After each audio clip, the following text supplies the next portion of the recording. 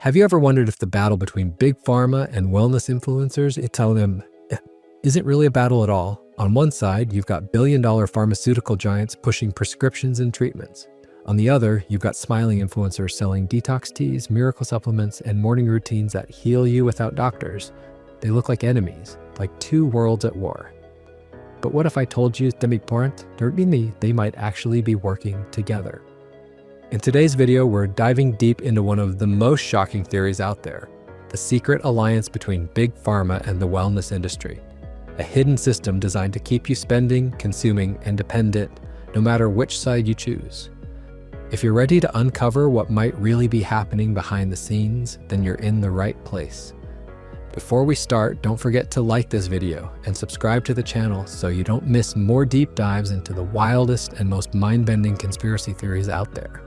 Now, let's pull back the curtain. The motives of Big Pharma. When people talk about Big Pharma, they usually picture faceless corporations chasing profit at any cost. And in a way, that's not wrong. The pharmaceutical industry is one of the most profitable sectors on the planet. Every new drug can mean billions in revenue, but only if people keep buying. Here's the catch. Medicine is supposed to cure, to heal, to end the need for treatment. That's the paradox at the heart of Big Pharma's business model. A permanent cure means a one-time customer.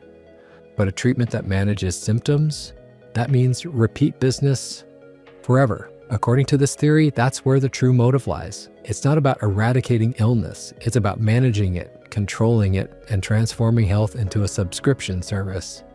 But there's a problem. People are waking up.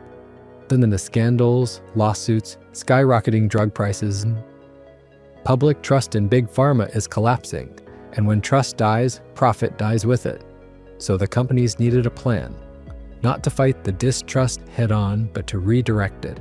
To create an alternative market that looks like rebellion, smells like freedom, and feels like choice, but still leads right back into their pockets. That's where wellness influencers come in. The rise of the wellness influencer scroll through Instagram, YouTube, or TikTok, and you'll see them everywhere. Wellness influencers, smiling faces, perfect lighting, smoothie bowls, yoga poses, and endless promises of natural healing. They don't look like corporations, they look like friends, they look like people you can trust. But according to this theory, that rise wasn't organic at all. It was engineered. As public anger toward pharmaceutical giants grew, something had to fill the vacuum. Enter the wellness movement. Simple, relatable, and marketable. A carefully constructed alternative that felt grassroots but had deep-pocketed investors behind it. Many early wellness brands, from supplement lines to fitness apps, received their first big funding from anonymous venture capital firms. And when you trace those firms back far enough, you often find the same financial giants who hold stock in pharmaceutical companies. The genius of this move is subtlety. Instead of directly fighting distrust, Big Pharma created an outlet for it. People who reject prescriptions turn to supplements. Those who refuse medication buy detox kits. Those who distrust doctors pay influencers for courses, coaching, and ebooks. And in every case, money flows upward into the very same investment portfolios. Wellness influencers became the perfect mask. Independent voices on the surface, silent partners in a larger system beneath. They aren't meant to destroy Big Pharma's empire. They're meant to protect it by giving the illusion of choice, the mechanics of cooperation. So how could two worlds that look so different, sterile laboratories and Instagram yoga studios, actually work together? According to this theory, the connection runs deeper than most people realize. First, shared suppliers. The factories that churn out vitamin supplements and detox powders are often the same ones that manufacture pharmaceutical pills. Different labels, different marketing, same production lines, and often the same corporate owners. Second, cross-ownership.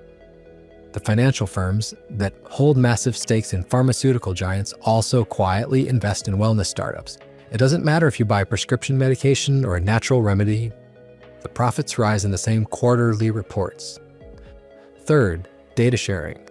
Wellness apps, fitness trackers, and influencer programs collect enormous amounts of personal health data. That data doesn't just stay with the app. It flows upward into research databases and marketing strategies that benefit pharmaceutical corporations. And finally, narrative control. Influencers appear to attack Big Pharma, calling it greedy, corrupt, and soulless. But notice what they rarely do. They never trace the money, never expose their own sponsors, and never connect the dots back to the same global investors. Their rebellion is loud, emotional, and ultimately safe. This careful choreography makes the illusion perfect, a battle between two sides that secretly feed each other, while the public keeps buying from both. The hidden structures. If this alliance really exists, it doesn't run on hashtags and glossy ad campaigns alone. It needs an invisible backbone, structures that keep the money flowing, the messaging aligned, and the illusion intact. At the top are the PR firms. These are the architects of modern persuasion. The same companies that design a pharmaceutical company's press release also craft the influencer's personal story about how a new supplement changed their life. Different audiences, same talking points. Then there are the think tanks and research institutes. On the surface, they look independent, producing papers about emerging wellness trends, or consumer trust in healthcare. But many of them are funded through shadow donations and grants from the very corporations they're supposed to critique. Influencers use these reports as proof, never realizing they're citing material designed to serve the machine. Behind the curtain, lobbyists do the heavy lifting. Pharmaceutical lobbyists already dominate politics. But what if they're also ensuring that supplement regulations stay lax? For the result, wellness influencers can keep selling unproven products without the scrutiny real medicine faces, all while giving the illusion of freedom. And finally, shell companies. These act as the ghost investors. A wellness influencer thinks they've secured funding from a friendly startup accelerator, when in reality the money originated from a pharmaceutical portfolio. The connection is buried under layers of corporate paperwork impossible for the average person to trace. The hidden structures don't just support the system, they make it invisible. The public sees competition, the insiders see coordination, psychological manipulation. If you want to control people, you don't need chains or cages. All you need is psychology. The first tactic is the illusion of choice. People are told they have two options: trust the white coats of pharmaceutical medicine, or follow the glowing path of natural wellness. But behind the curtain, both options funnel into the same pockets. Then there's fear and aspiration. Pharma advertising thrives on fear. Fear of illness, fear of pain, fear of death. Wellness influencers flip the script. They sell aspiration, glowing skin, endless energy, spiritual balance. One side terrifies you into action, the other seduces you with promises. But both end in the same place, your credit card swipe. Another powerful trick is scarcity and exclusivity. Pharma uses it with doctor-only prescriptions and patented treatments. Influencers mimic it with limited-time detox kits or exclusive coaching spots. Either way, you're convinced you're accessing something rare, something others don't have, and that keeps you hooked. And perhaps the most insidious weapon, parasocial trust. Influencers don't look like corporations, they look like friends. They talk directly into your camera, share their morning routines, their struggles, their families. They build intimacy at scale. So when they recommend a product, whether it's a supplement or a subtle pharma-friendly message, it slips past your defenses. You don't question a friend. Together, these techniques don't just sell products, they shape beliefs. They create a world where no matter how you position yourself, be sour, skeptic or believer, rebel or loyalist, you're still playing the same game. Suppression of dissent. Every system of control needs one final safeguard: silencing those who threaten to expose it. The most common tactic is the discredit campaign. A doctor publishes findings that question both prescription drugs and popular supplements. Within weeks, blogs smear them as anti-science or paid by the competition. Influencers mock them as out of touch. Pharma-backed journals bury their work under a flood of contradictory studies. Their credibility doesn't just erode, it collapses. Then there's platform moderation. Social media companies depend on ad revenue from both pharma giants and influencer-driven brands. That means algorithms are tuned not to protect truth, but to protect profits.